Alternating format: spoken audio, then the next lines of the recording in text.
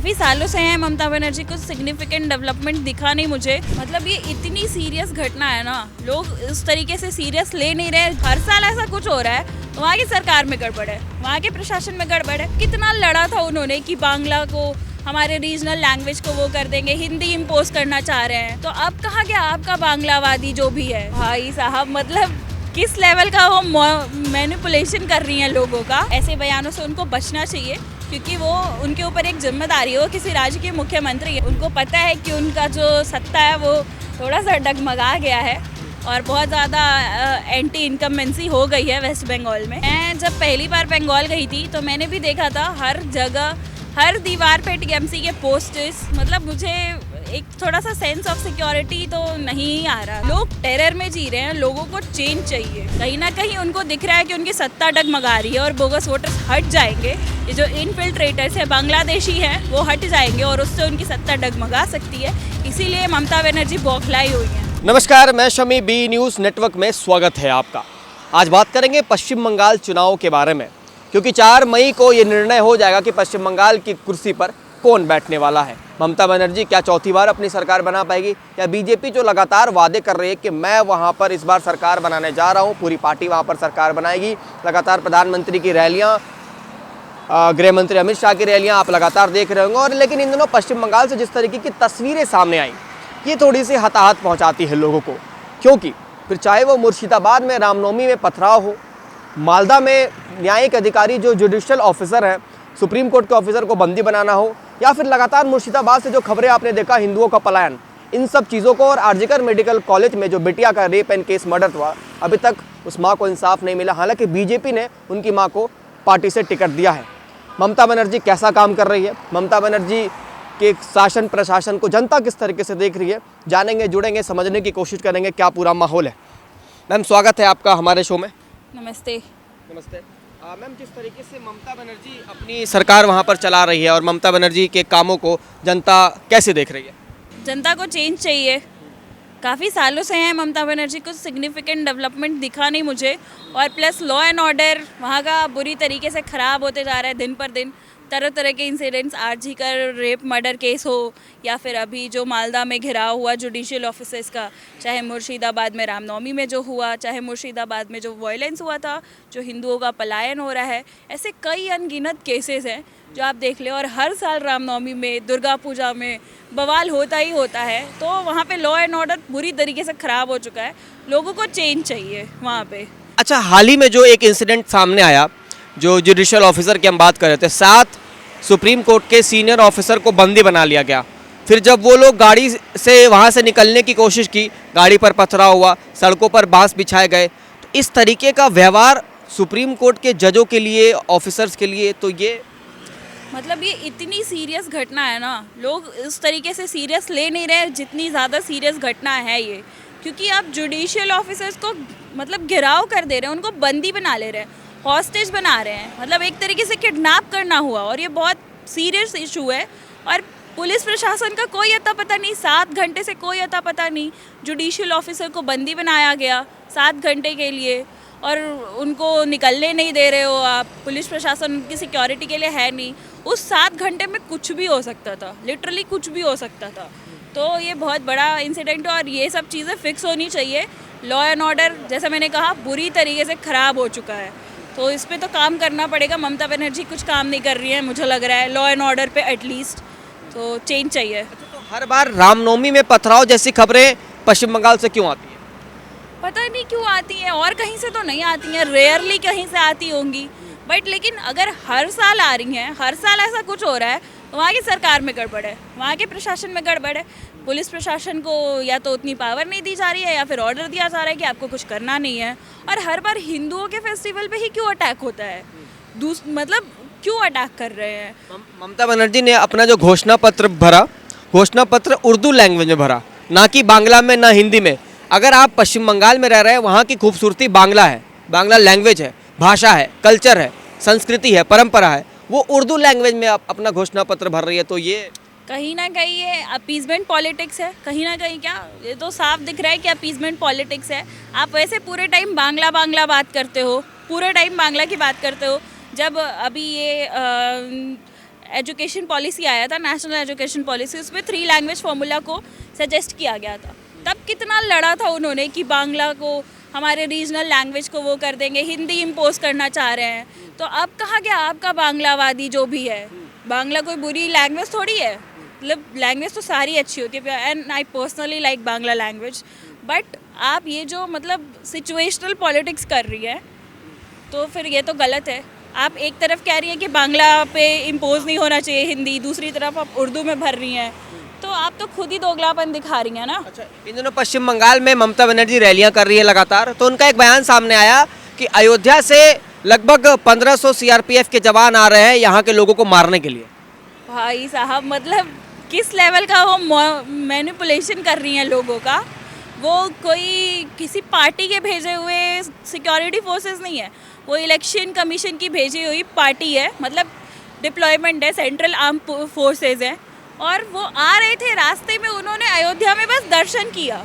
तो इस तरीके से बोलना तो ये तो बहुत ही ज़्यादा मैनिपुलेटिव चीज़ है और बहुत गलत है। इट्स हाईली कंडेमेबल, इसको कंडेम करना चाहिए और ऐसे बयानों से उनको बचना चाहिए, क्योंकि वो उनके ऊपर एक जिम्मेदारी है। वो किसी राज्य के मुख्यमंत्री हैं और अगली बार फिर से मुख्यमंत्री बनने के लिए चुनाव लड़ रही हैं।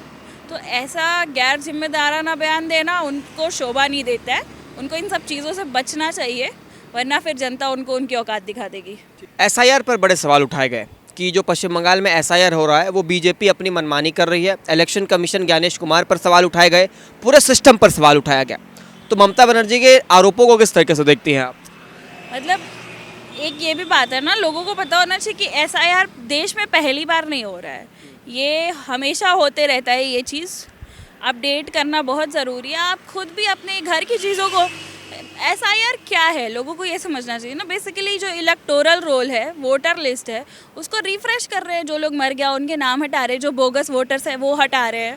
तो ये गलत चीज़ नहीं है। जिस तरीके से इसको प्रेजेंट किया जा रहा है ये बिल्कुल भी गलत चीज़ नहीं है। और ऐसा नहीं है कि पहली बार हो रहा है, इससे पहले भी कई बार हो चुका है एसआईआर, बहुत जगह हो चुका है, पूरे देश का भी होता है।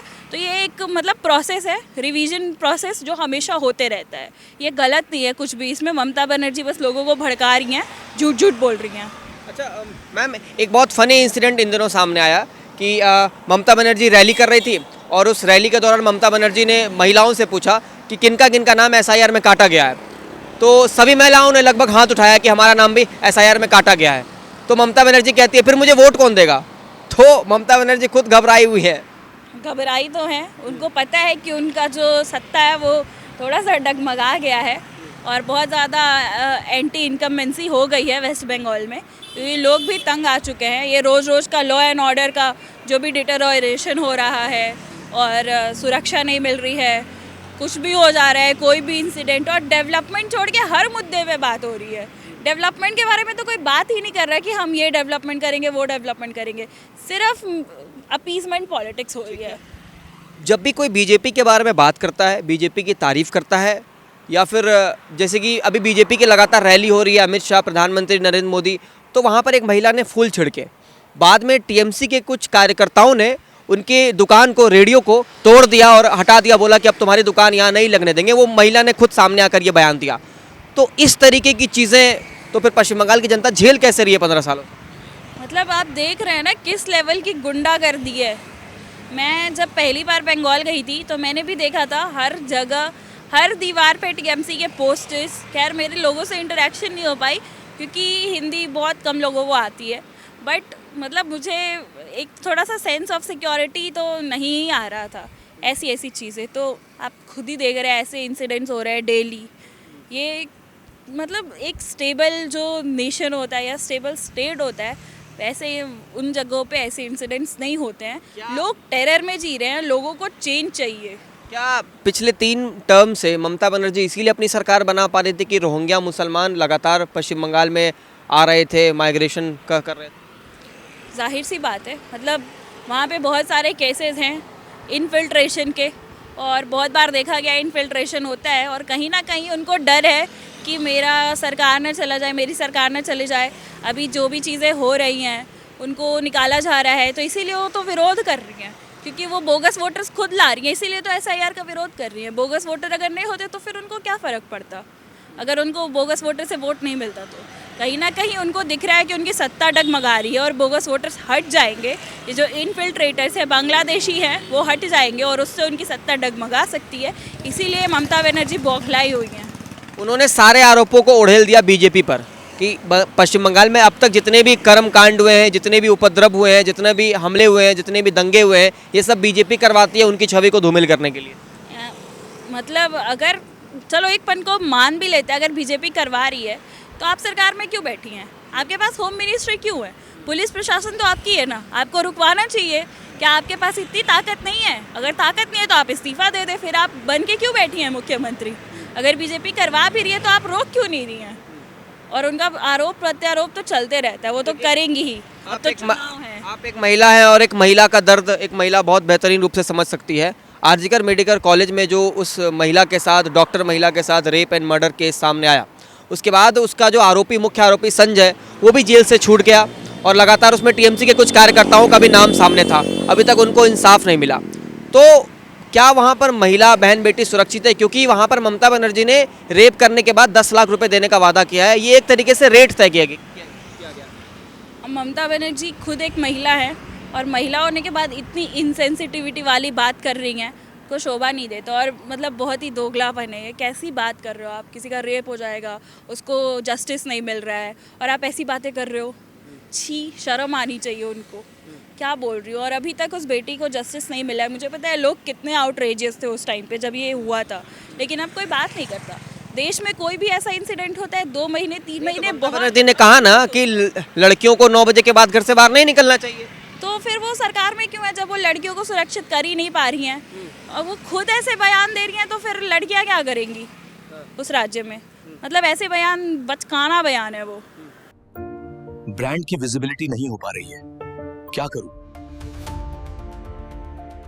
और वेंडर चयन भी सही से नहीं हो पा रहा है। सर, सही अप्रोच मिले तो ब्रांड खुद बोलेगा, है ना भटाडिया एंटरप्राइजेस। ब्रांड विजिबिलिटी हो या सही वेंडर सिलेक्शन, समाधान एक ही है। भटाडिया एंटरप्राइजेस 360 डिग्री आउटडोर विज्ञापन समाधान।